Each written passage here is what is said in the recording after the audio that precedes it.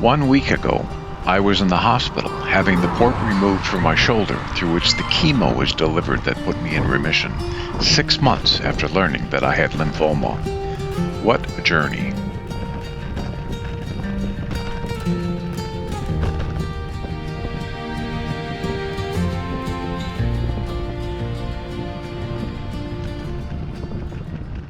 This 6th day of RASDAK, we rode through the edge of the Badlands with its ethereal beauty, starting damp and cold, riding these long, smooth roads with minimal morning traffic and endless vistas. It was easy to reflect on the past year. In some ways, my cycling habit prepared me for what I needed to get through the chemo treatment. That being, every day can't and shouldn't be a sunny downhill ride with the wind at my back.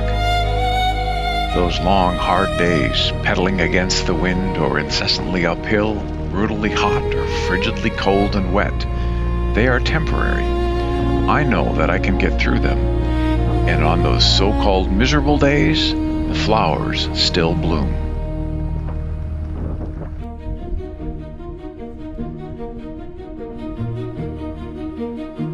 I ended the day, the week, alone, the way I often do. If you follow these journeys, you know I'm easily drawn away. Something catches my eye, I linger. It makes me a difficult riding partner, maybe, but I find it's the ideal way to move through this endless, yet ever-changing landscape.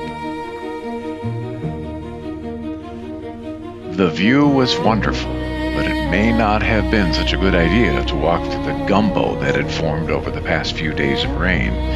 Trying to dig out that mud from my cleats offered an additional rest period. There are no trees around, hence no sticks. To dig out the mud, an Allen wrench had to suffice. It worked.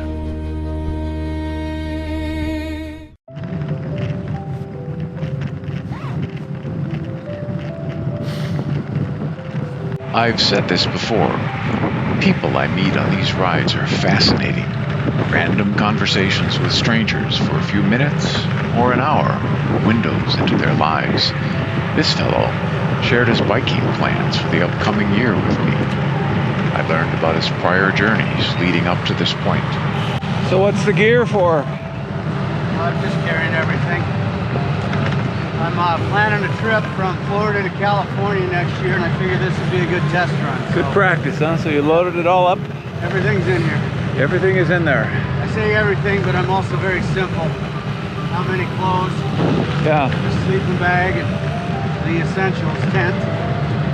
You said Florida to where? California, St. Augustine to San Diego. So why'd you pick that route? Well, I've done like the Pacific, for the Sierra Cascade route, and I've done, I think it's called the Pacific Coast route. Okay. And this route will get me down to Florida, where I can spend a little time with my daughter, and then when I get to California, PCT, the Pacific Crest Trail hiking route, starts 30 miles from San Diego. The goal is to ship the bike home, grab the backpack, and do that. There you go. I'm not too excited with being gone for 8 months. Who's not too excited? Wife. Yeah, she's not too excited. Wonder why? Yeah, I don't know. How do you manage to even consider doing that? Well, the 2 other times I've rode my bike on the West Coast, I've crossed the PCT, and I read the book Wild by Strain, and I'm into Wild, Alex Supertramp, and I'll be retired, so what else am I going to do? What else? Well, your wife probably has ideas. He does. Cyclists and other long-distance travelers know this. Once you start out on a journey, there is a level of commitment, both internal and external, enforced by the circumstances that you have chosen for yourself. Yes, you can call in support and end the journey. Sometimes that's the right choice. But more often than not, what you came for reveals itself in the moving through it. A quiet shift in how you see things, an acceptance of the world for what it actually is rather than what you expect. That's not something you know at the start. You only discover it later, which is precisely why you have to keep going to find out.